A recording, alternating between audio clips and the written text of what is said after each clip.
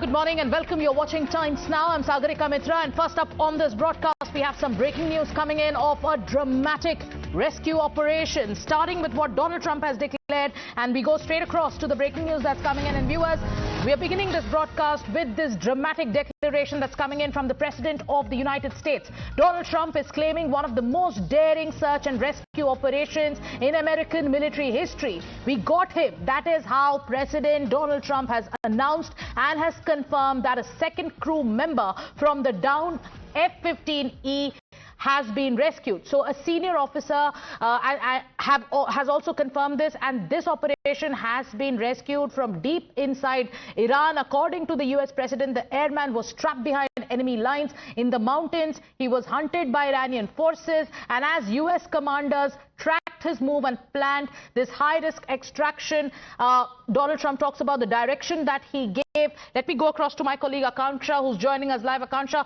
Donald Trump has declared mission success. Take us through his post. Absolutely. Let me take you through the statement that is coming from Donald Trump. He has said, "We've got him, my fellow Americans." Over the past several hours, the United States military pulled off one of the most daring search and rescue operations in the U.S. history for one of our incredible crew members, officer, who also happens to be a highly respected colonel, and who I am thrilled to let you know is now safe and sound. So that is a health update. This brave warrior was behind enemy lines in the mountains of Iran, being hunted down by our enemies, who were getting closer and closer by the hour, but was never truly alone, because his commander-in-chief, Secretary of War, chairman of the Joint Chief of Staff, and fellow war fighters were monitoring his location 24 hours a day and planning for his rescue as well. At my direction, he goes on to say that the US military sent dozens of aircrafts armed with the most lethal weapons in the world to retrieve him. He sustained injuries, but he will be just fine. This search and rescue operation comes in addition to a successful rescue of another brave pilot yesterday, which we did not confirm because we did not want to jeopardize our second rescue operation. He also goes on to say that this is the first time in the military memory that two US pilots have been rescued separately deep in enemy territory. We will never leave an American warfighter behind. The fact that we were able to pull off both these operations without a single American killed and even wounded just proves once again that we have achieved overwhelming air dominance and superiority over the Iranian skies. This is a moment that all Americans, Republicans, Democrats, and everyone else should be proud of and united around. We truly have the best and the most professional and lethal military in the history of the world. God bless America, God bless our troops, and happy Easter to all. So here Donald Trump giving the health update as well, that as far as this pilot is concerned, he is safe and sound. Thank you, Akansha, for getting us the latest and the announcement from Donald Trump, where he's declaring mission success. Joining us on this broadcast is Lieutenant General D.P. Pandey, defense expert, and also Air Commodore Rana Sanjeev Mendiratta.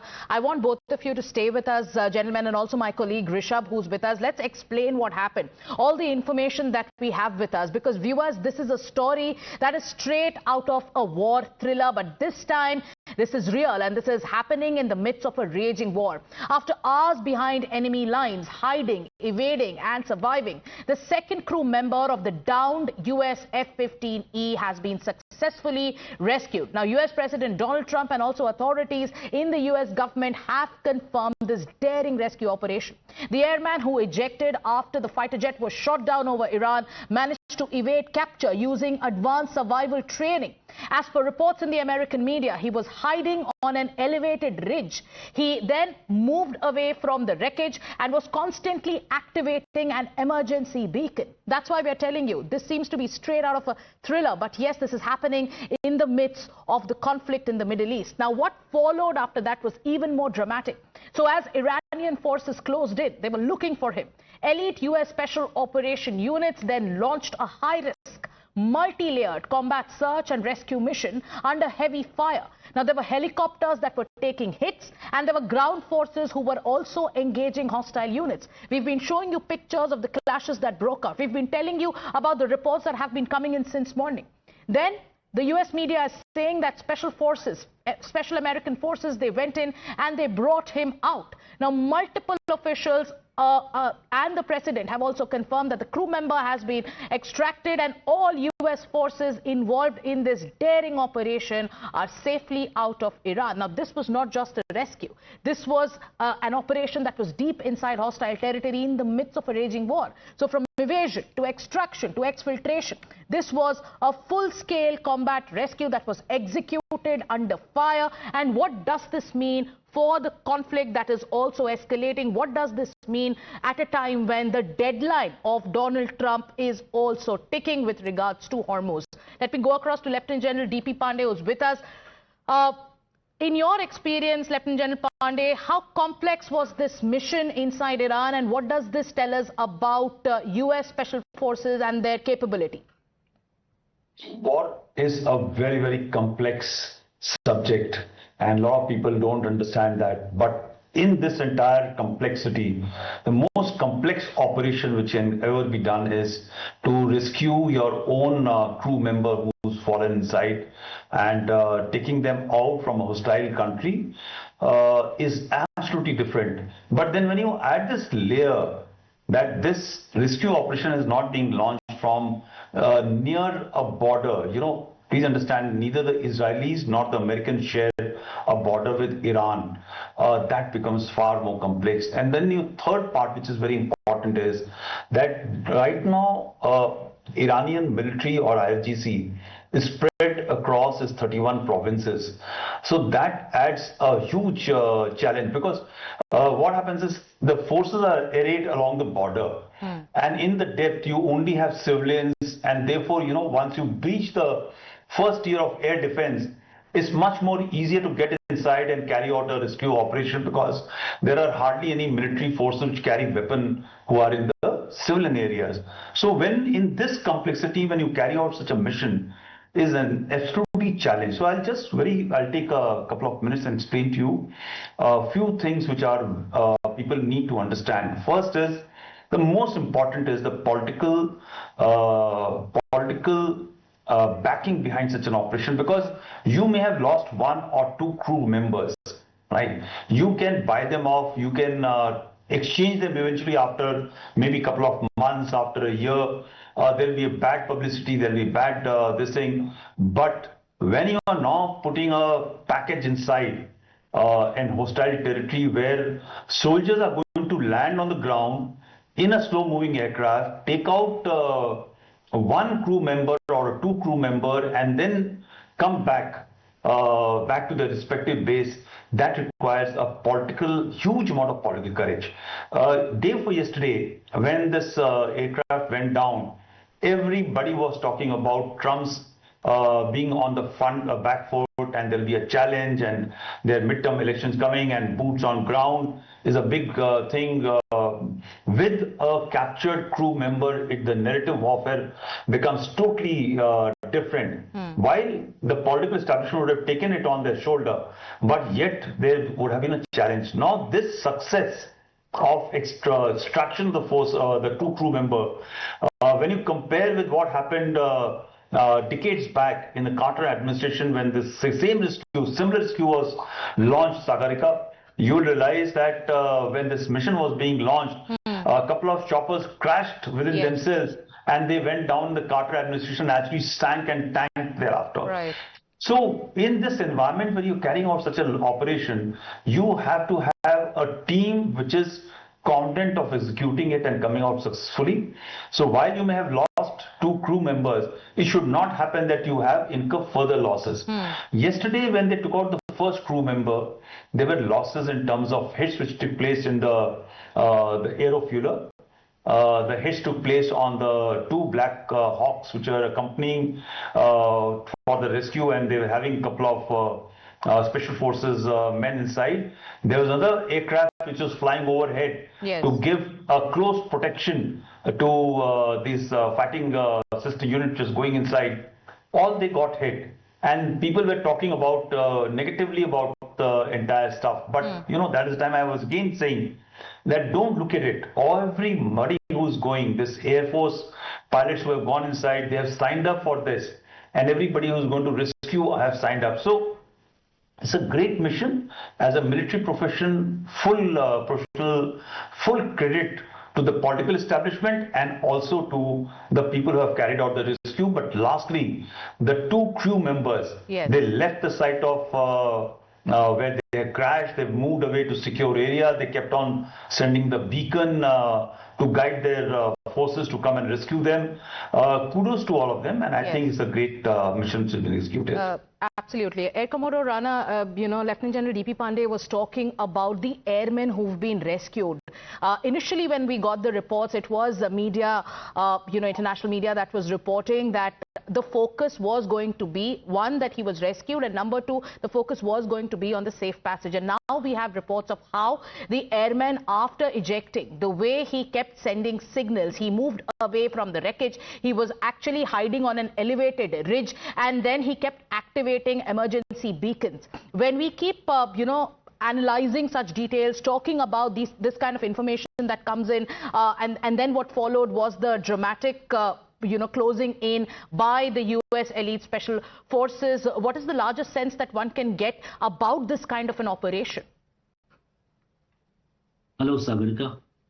To start with, I'll say we must congratulate America for this, because it was not just a CASR. It was not just a combat search and rescue, which itself is a very complex thing behind enemy lines. In fact, it was a mini war. It was a special forces operation. And I'll just tell you what are the firsts in this issue. Yes. Had this person been captured, the hostage problem would have been a much bigger problem for America. So they put everything they had behind this operation. And now I'll tell you what all has happened. In decades, it has never happened that American aircraft has got down inside Iran in the enemy territory. It happened this time. And imagine what all was required to be done in this case. The aircraft was down. 2 helicopters were sent. They were also affected and they had some strike. Also, there was an A-10 which was sent, which is a fighter aircraft, which is a slow aircraft, but that also had got hit.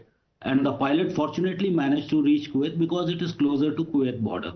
And he escaped and he ejected and was rescued. The first pilot, of course, was rescued. The second pilot, just imagine the issues. The whole IRGC was behind him throughout. And the media had been told in Iran to find out this pilot because they also wanted a hostage situation which would have changed the course of the war. But all that was done by America in these last 36 to 48 hours. The beacon also starts getting weaker. And the Iranians can also try and find that. So first thing is to jam all their resources. Thereafter, you have to put your own resources. And also you have to manage a situation where you do not get harmed. Because it could be a farce also that Iranians can put a farce thing that here the pilot is there, you can come and rescue. So you have to escape that situation also, otherwise your special forces will get compromised. And in this case, the 2 helicopters, despite getting hit by the small missiles, have managed to go back safely behind without any injuries. And the special forces had operations with IRGC. While rescuing this pilot, they had all the time taken this thing that they don't reach close to the pilot, one. And secondly, they had been neutralized by the special forces during this operation.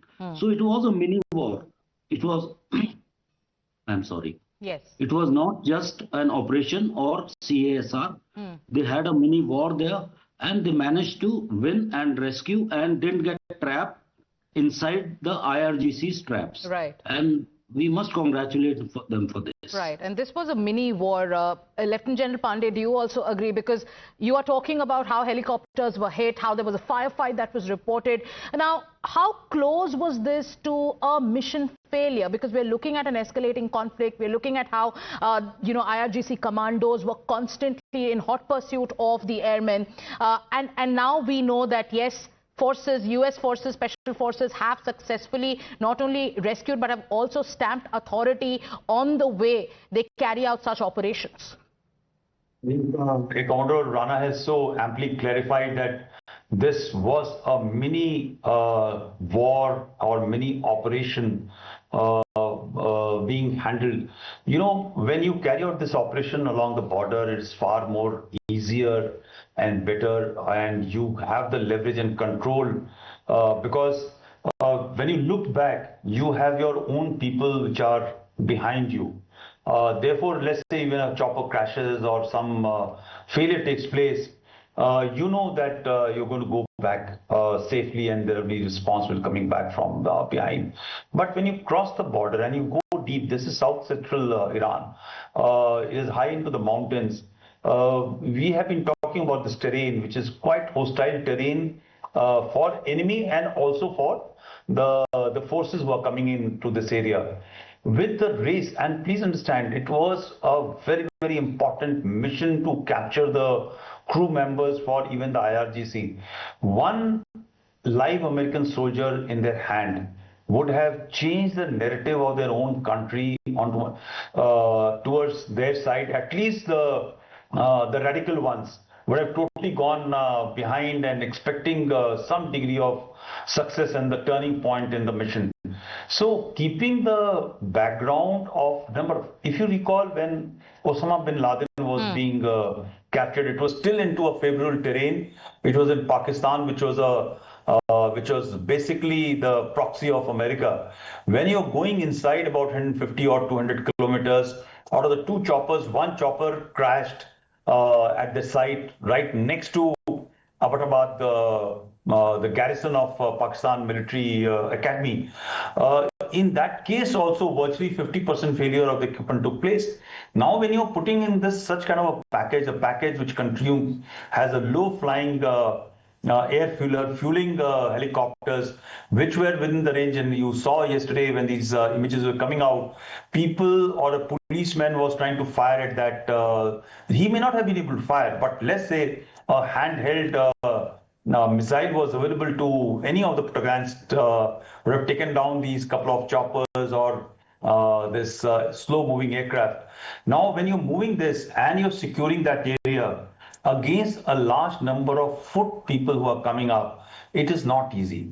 So you require those heavy machine guns, heavy rockets to ensure that where the crew is isolated, they are kept isolated till the time the boots on the choppers land there and they are able to take out. Plus, even when he's sending a beacon, those beacons are also being picked up. They may be howsoever secure. There will be some technology to crack that even the enemy will be able to pick up the beacon. And very correctly pointed out by Air Commodore Rana, so that that same beacon could have been used to lure additional forces, and then an air ambush or AD ambush of sorts could have been planted and placed to ensure that more flights coming in can be taken out by this thing. So there were a huge chances. I would rather say put in the terms of 90% chance of failure was there, but yet I guess they went through because while people may, and everybody, I watch all the media and everybody is trying to tell that what Trump and Peter Hegseth is saying, that they have taken control of air over Iran, and everybody has been mocking them, but possibly I was the only person who was saying that virtually 90-95% if they can fly freely, that is a very, very high success rate of taking air control over a country. It has never happened before. It happened decades back over Iraq, but then their entire military was bought, right? In this case, the IRGC is functioning still independently and they have not been bought yet. Right.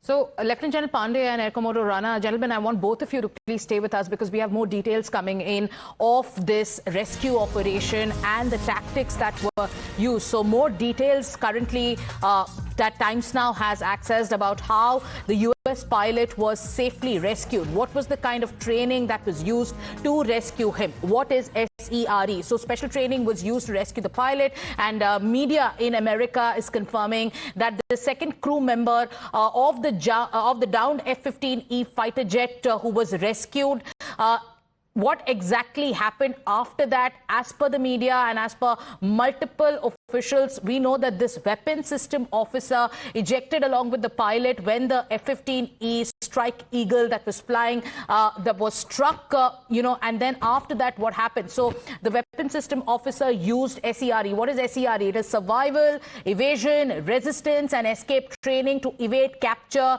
He was hiding, like we told you, on an elevated ridge and was hiking away from the wreckage and also putting out emergency beacons. And U.S. Special Operations Rescue Forces also then came in and they rescued him. There were many layers of elite rescue forces who took part in this extremely complex, in this extremely layered mission to both, one, find the crew member and also keep the Iranian forces who were hunting the American weapon system operator at bay. Now, let me go across once again to our guests who are joining us on this broadcast. Air Commodore Rana, I want to know from you, how critical is this training that we're talking about, the SERE or the survival, evasion, resistance and escape training when, forces are in this kind of a combat situation?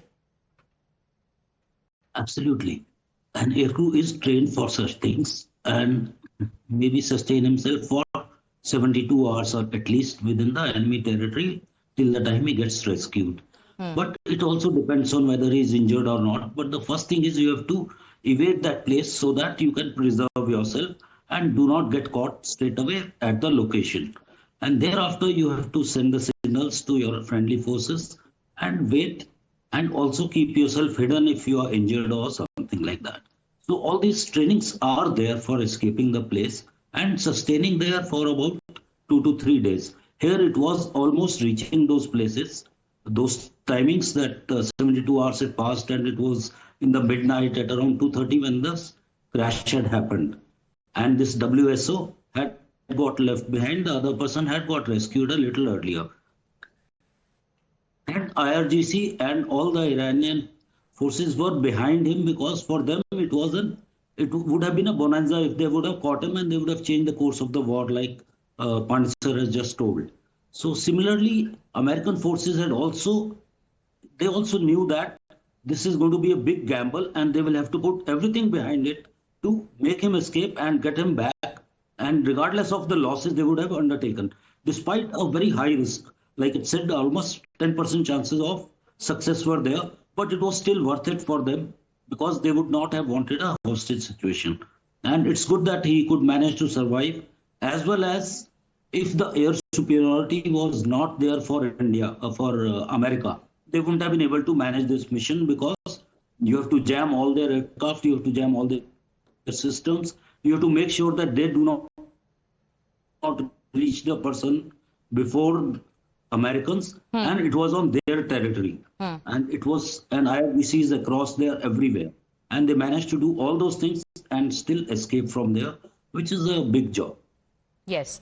So the F-15E was pretty much destroyed on impact. Then there were also 2 rescue helicopters that were hit by, the IRGC and in the enemy fire, as per U.S. officials and U.S. sources. Now, the crew members who were on board were also injured by the fire that was actually unleashed by the IRGC. But yes, they did manage to make it out of Iran. And there was a lot of, there were a lot of elements that were used to rescue, these pilots. Now, let me go across once again to Lieutenant General D.P. Pandey. Is this an inflection point in this war? If this mini war has been won by the U.S. as per experts, then what is the next stage? We also know there is a deadline that is looming, the clock that is ticking. So what next? Does this give a lot of momentum to America? No, I would not say that. So these, even if, let's say, this rescue had failed, a war is a machine which moves with its own momentum. It just cannot be very altered rapidly, quickly, and given a speed or slowed down. It can be slowed down, but it cannot be given a speed because there is the chance then things start going bad. Second is, this is surely not an inflection point. It is an inflection point in terms of giving some degree of steam and political mileage to Trump, right? It may be an inflection point in a certain degree of demoralizing and of the Iranian troops on the ground, because eventually their leadership, their troops on the ground would have thought or sensed a certain degree of success. There may be one element which may also make some amount of change, and I think Americans may have had some assistance or support from the local level. Now, if that is a case which will happen, there will be a certain degree of polarization and that change will happen. What happens is that, Sagarika, that in first about 1 week, 10 days, 15 days, when a war of this nature goes out, even those who are opposing the regime have to become political, patriotic, and they have to rally behind the flag in the country. As the war will prolong and go beyond, then there will be certain elements will start coming out which will seek to see this as an opportunity to break away from the regime and possibly look at a new future from Iran and away from the theological military complex which was controlling the country. So in that sense, internally that momentum will happen. But externally for the Americans, Trump will get that political mileage, strength from this success, saying that, look, what I was saying and Indian media and the world media and my own detractors were talking about that our aircrafts got hit, our aircrafts in the bases of Saudi or UAE and Qatar and everywhere they have been hit, and we are not able to provide protection to our own friends and allies. But the war we were fighting, we are winning. Technically, if you ask me, America has achieved its geopolitical aims already in the first 1 week. Now it is in a process of reinforcing, reassuring, and ensuring that whatever they have done doesn't go waste for some time to come. Okay. And that is a matter of debate for some other time. Right. And that is why this rescue operation is being called one of the most daring rescue operations in recent military history. We have more breaking news coming in, more details of what exactly happened. Gentlemen, continue staying with us. Let's give our viewers more information as we are gathering them from sources in the American media. Now, we're talking about what was most essential when it comes to this operation. What did U.S. forces do, when they were trying to extract the pilots and the crew members? Now, what we are learning at this point of time is that there was a time when there were no casualties in this rescue mission. It was a multi-branch U.S. force operation. This was a complex and a layered mission. There were elite forces, U.S. elite forces, who kept the IRGC units at bay. And the most critical part of this operation was how para jumpers actually came in. Going back once again to Air Commodore Rana, we're talking about the role played by elite forces, the way they engaged the IRGC, because yes, this was the American operation, the American extraction operation, rescue mission inside enemy territory, and how the elite forces kept IRGC at bay. Also, we are learning that this firefight took place in a terrain that was mountainous. When we understand these kind of details that come in, what happens in such kind of rescue missions? One, the challenge of keeping ground forces at bay. Number two, constantly engaging and tracking the signals that are being sent by the airmen. How dynamic is such an operation? If you could explain that to our viewers.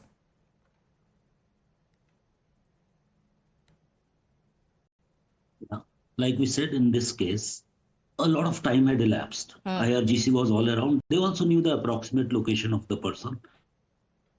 And Americans also knew the exact location of the person through the beacons of Iran. That was number one. They also had to make sure that they track each and every IRGC unit around, which was also looking for the pilot, and keep them away from the pilot, number one. Yes. And number two, the special forces had to actually fight on ground with those forces. And despite all that, if you notice, they've had no casualties, which is a big deal. And for that, the preparation was not just a combat search and rescue, but also a special operation along with it, along with all the jammings which were required to be done, the air superiority which was required, because the helicopters fly low. And if you are going to extract a person, you need the fighter escorts with that, and also ensure you do not have further damages. That's why in the beginning I said it was a mini war, and all the special forces, the para forces, the special forces, and everybody had a combat with the IRGC, kept them away from the pilot, and managed to extract them safely without any damage to their aircraft or their personnel. And they were able to retract all the special forces personnel also after that back to Kuwait, which was close by. Yeah. All right. We have more details coming in, and I'm just going to read out the information that we are tracking constantly. These are new details that are emerging of what exactly happened. As per reports in the American media, and Lieutenant General Pandey, I want you to also weigh in that this was not, the American media is talking about minute intricacies of this very operation. This was not a simple extraction. It was a multi-scale, multi-domain operation. There were hundreds of special forces troops who were deployed. There were dozens of warplanes, helicopters, and even cyber and space-based intelligence assets that were activated to locate the missing airmen. So yes, like we're talking about, in one part, the success for the United States' military is the fact that they could do this successfully after heavy firefighting. And number two, as the US is now reporting, there have been no casualties, which also is a success for the US. I will not agree with there are no casualties, because yesterday itself there were reports which came out even in American media that some people have been injured of the extraction team. So that's all right, right? I'm not, so to say that everybody went and came out without getting hit, we are well aware that one of the choppers went down, then another aircraft got hit, and one of the special forces, some men of special forces also in the chopper were hit. So let's presume that everybody came back safe and sound. But I just want to explain one point, that why this is more difficult than the standard air operation which is carried out. An air operation comprises of a composite offensive air package in which you will have electronic warfare systems flying, which will ensure that the radar systems are put down. There is a certain degree of manipulation of signatures which are going out. Then they continue to listen which kind of SAMs which are working up, and they're going to fire up and find those identifications, so that their strikes can carry out suppressive fire. You will have the SEAD mission going down to suppress the air defense radars and air defense units. You'll have a package which will be having a fighter fighter aircraft which will be against the enemy aircraft which are going to be flying into the area. You will have one command and control center which will be flying above, high above, which will be carrying out syncing all intelligence which is coming from all resources, and thereafter passing it on to the pilots who are flying the mission inside, and the special forces guys who are going to get inside the trouble area. So you have got layers of systems which are working together. And all this is now being relayed back and forth to Central Command back in Florida or respective headquarters. And all these pieces, including the helicopters and the aerofuelers, are actually taking off from different locations. The stratofueler will be taking off from maybe about 500, 600,000 or 1,000, 2,000 kilometers away. And these choppers will be taking off from maybe 100, 150 or 200 kilometers off from the place of operation. So all they come together in air, syncing together to carry out an operation. But when you add a layer of helicopters flying, in which you need to get inside, get on the ground, get to that pilot, extract him, make him sit back into the helicopters and fly back, then you are adding an element of land warfare in this operation, right? And that becomes immensely challenging, because you can carry out suppressing fire of the air defense, you can suppress the enemy's air fighters, but when you're going onto the ground, you're going to fight the enemy on the ground. That becomes a big challenge. And I think what everybody is saying, that this is one of the rare, in the last couple of decades, successful military operation for extraction which is taking place, is not incorrect. It's absolutely right and extremely complex. The Americans, by the way, and not only Americans, even our all major professional countries practice this art form for near perfection, but very rarely somebody gets an opportunity to carry out this kind of a mission. And then once you're carrying out this mission, and I was explaining to you earlier, that every stage, the possibility of failure is immense. Yes, So yes. starting from taking off, if you recall yesterday, you saw those fuelers flying low with 2 helicopters attached to it and over Right. the Iranian territory. Right Absolutely. now, somebody just comes out with a handheld something and fires a missile. There you go, a public spectacle of a nature which will be going viral to test the most powerful military in the world being brought down on camera. So, they have taken a risk and absolutely. they succeeded. Yes, they took a risk and yes, they've succeeded, and there are more important details coming in. We are breaking down more information as we are tracking them from the American media, more important details of this mission to rescue the missing American airmen. So as per reports in the American media, like we told you earlier, there were hundreds of special forces troops, dozens of US warplanes and helicopters, and also cyberspace and other intelligence capabilities that were used to locate the missing crew member. So that's critical information number one. More information coming in. It's that US's attack aircraft then dropped bombs and opened fire on Iranian convoys to keep them away from the area where the airmen was hiding. So yes, it was the troops on the ground. We're talking about the IRGC,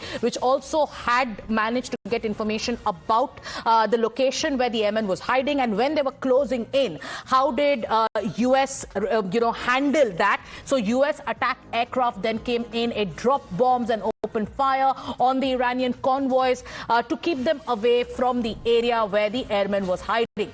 Then we also have information that US forces converged on the downed airmen, and also after which a firefight erupted. Then the airman was also equipped with a beacon that we've been telling you, and also a secure communications device for coordinating with forces mounting the rescue operation.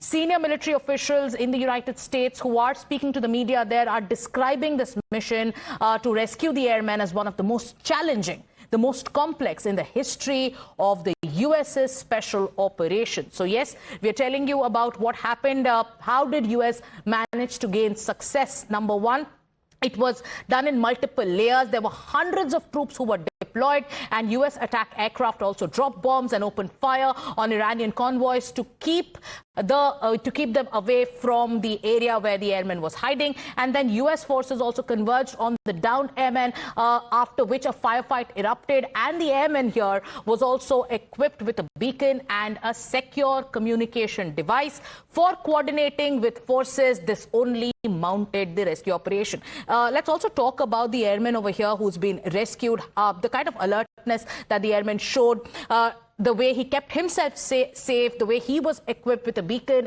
and a secure communication device for coordinating with forces who were mounting the rescue. We were also talking about scenarios about, had this mission not been a success, what would have been the impact for America?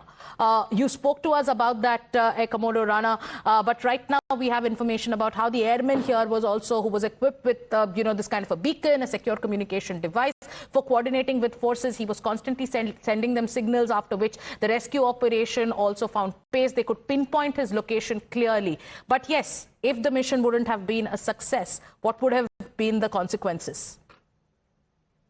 Well, the weapons and system officer had the standard kit which is required for an ejection, which also includes a beacon for transmitting for a few hours or maybe. And also these days we are using the GPS also for this purpose. So location is not a problem. The problem is the enemy also gets that location. They manage to get that location, which makes the things very complicated, like we were just told by the other panelists, that you're into a ground war then. That's why it is being considered as an exceptional event, which has happened over the decades, or maybe the first time this kind of a rescue operation has been undertaken, because there were multiple layers to it, and it was a very complex thing, and it was almost like a war. And despite that, they managed to send multiple aircraft, multiple crew, as well as the special forces and the paramilitary forces, and managed to escape with minor injuries or something like that. So that is why it is being considered. You are saying if it had failed, well, that is war. If it had failed, it had failed. But America has been able to manage to save a lot of respect for themselves by clearing on this, and they had to undertake this operation for the simple reason that the hostage situation, they've also faced it 40 years back. It is not really worth it. You can put in everything you can to avoid a hostage situation. And that's what they did, and they did it beautifully. All right.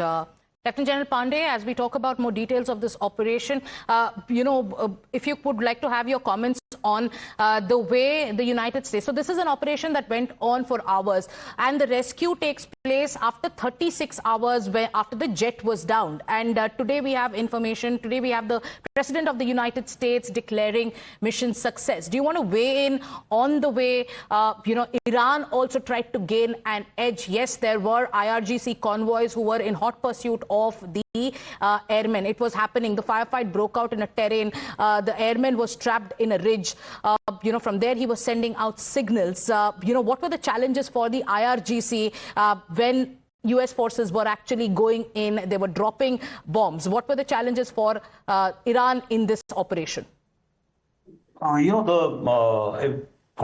been all talking about the mosaic defense strategy of Iran when you move out and you're not in communication with the hierarchy and stuff like that. And a number of people have been saying that regime has not been changed.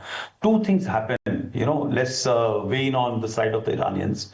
When you carry out the strike and you take out regime and the headquarters and the element which which control in the tech-driven world, you require information to flow back and forth the way it was been doing in case of the Americans back and forth till White House. In this case, it is important. While they will know in the general area where the pilots have gone down, the aircraft has gone down, right?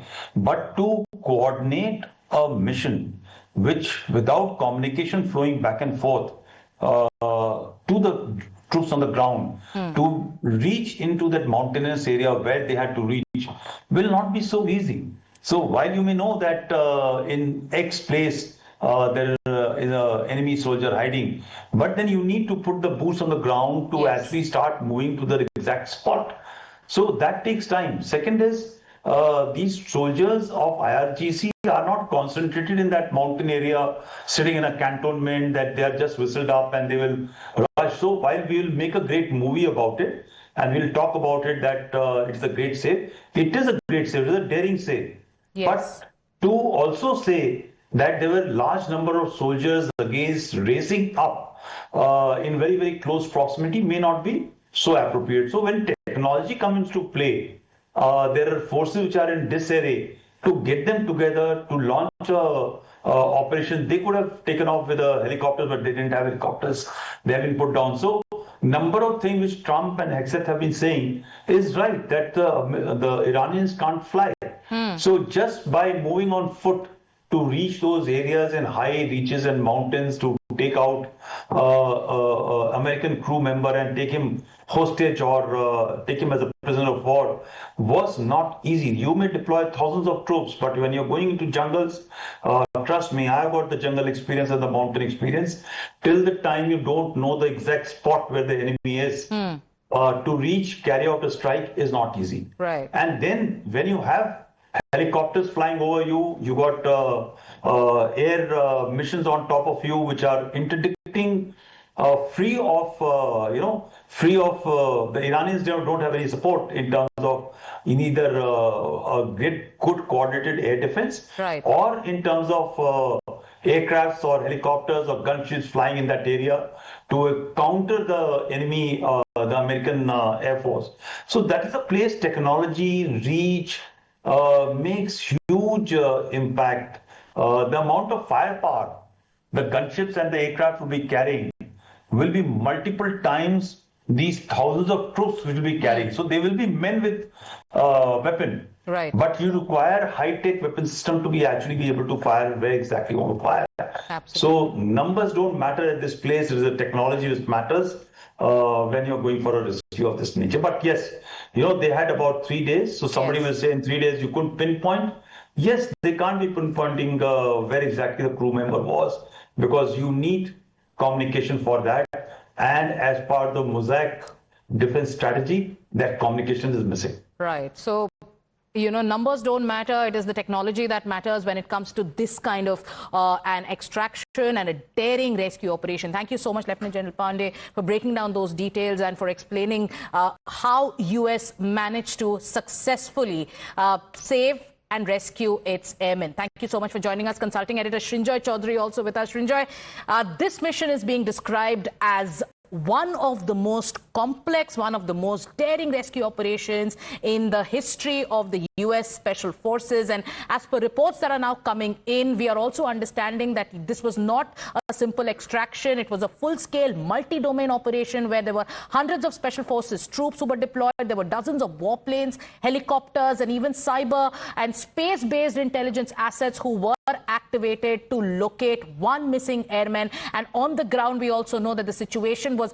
rapidly deteriorating because it was the IRGC, the Iranian forces, who were moving in, and that's when US's attack aircraft also stepped in and started dropping bombs. So Srinjoy, when we describe this operation, track the details that are coming in, what does this do to the larger narrative warfare that has been on over the last many days since the war started?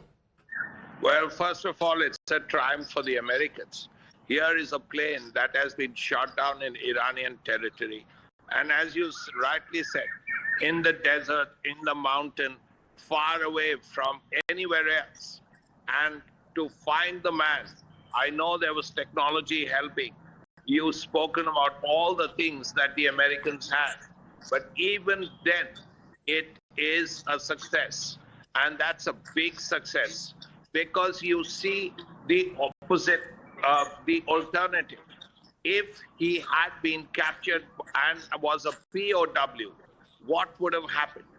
Then the Iranians would have said it was a huge triumph. Every camera in Tehran would be on the pilot. And this would be a propaganda coup. Right. It would be a coup in any case. And this is warfare, is also information warfare. So as a result, the whole world would have seen the American pilot in Tehran. And then, of course, would begin narrative and counter-narrative and so on. So the fact that the Americans got him out, using their abilities, their technologies, their firepower, their will, their determination to get their man back is, of course, a triumph. There is no dispute about that one. But the point here is very clear, that Iran tried, but because the situation... So we have more details coming in. We're keeping a razor-sharp focus on the story, getting you all the details, all the visuals and the updates coming in. We're describing this dramatic rescue operation that the U.S. currently has achieved success in. The President of the United States has declared mission success and has said, we got him. With that, it's time for us viewers to take a short commercial break. We'll be back with more news and updates.